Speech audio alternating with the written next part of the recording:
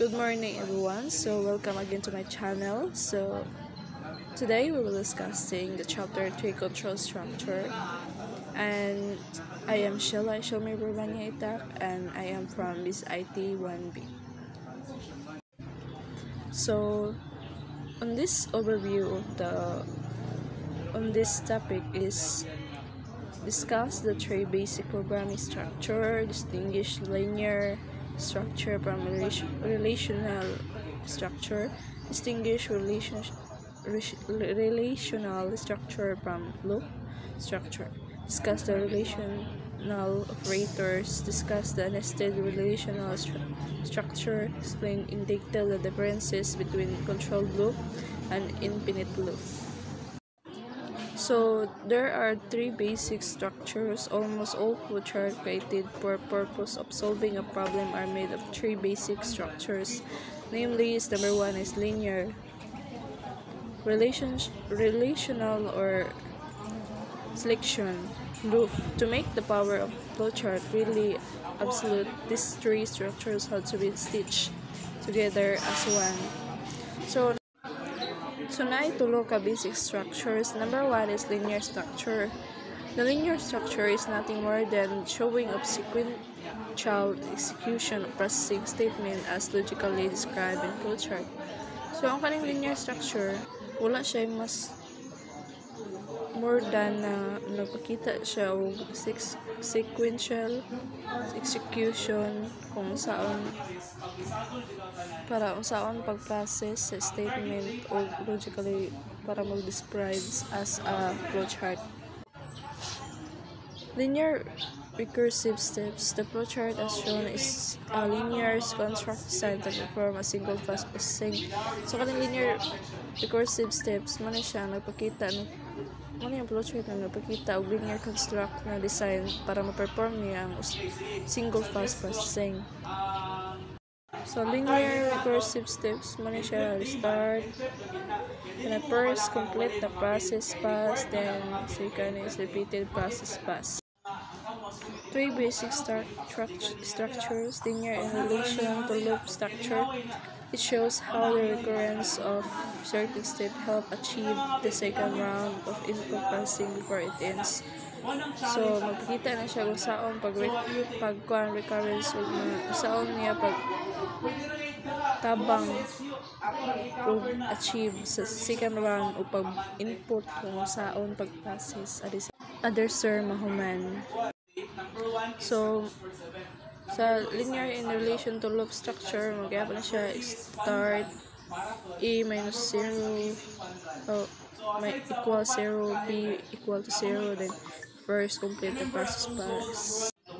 So number 2 is relational structure. The diamond symbol in flowcharting is used to indicate a conditional path, a question which is the form of logical comparison inside the aforesaid shape for evaluation.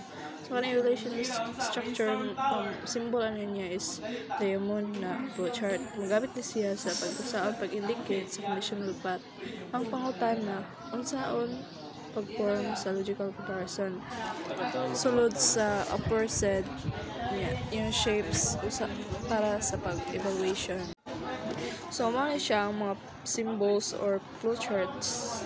Then kani sa diamond is test.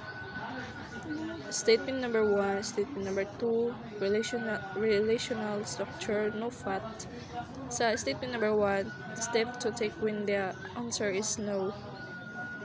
Then sa statement number 2, step to take when the answer is yes.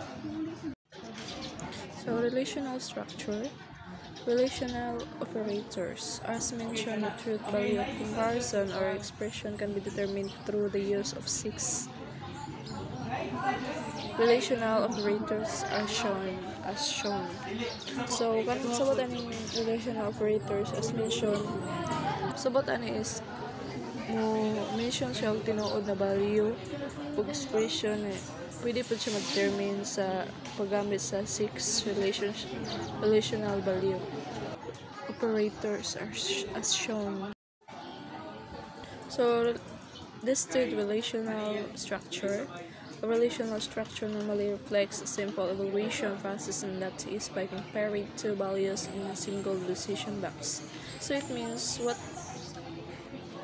a relational structure normally mo reflexes siya og simple na evaluation kung saan niya pag-process kay i-compare niya sa duha ka values niya sa single decision box.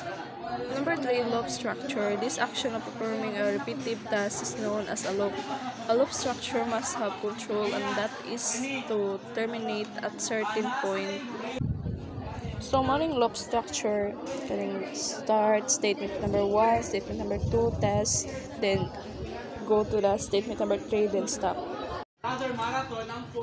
Infinite loop is mag-illustrate siya unsa na klase o saan niya paghuman ng iyang procedural run. Sama na yung infinite loop, start a equal to 0 and display. So, infinite loop, muna siya ang klase ng flowchart na may trabaho siya according sa logic with kung asa ang data na ma-process except sa kung ang loops kay wala siya hunong-hunong. And then, mahibawaan na nato ang iyang appearance if ang infinite kay dili siya terminal nga start, wala siya symbol nga start, is not required with wala siya return nga stop. So, control loop, to avoid occurrence of definite loop in the flowchart, the loop must be guarded with at least one definite exit position. So, para malikayan ang occurrences sa infinite loop sa flowchart, dapat ang loop, dapat na siya guard at least isa lang sa exit. So, mano siya ang figure 3 to 9 applies control loop, start, then so sa figure 3 to 9 applies control loop. In figure 3 to 9 illustrate the proper application of control loop. The exit point is definite, and if it's the user at any point of data entry wishes to terminate processing, all that have to do is to enter 77 when prompted to K in the value of A. Hence, regardless of the value inputted for B, the next step is to test the value of A. If A is found to contain 777, then the test would be an affirmative. The processes have stopped. However, if value of A is not equal to 77, then the loop is triggered and all steps within range are repeated. So, dito na tama natin discussion, guys. Salamat sa pagminaw na may nasabtan.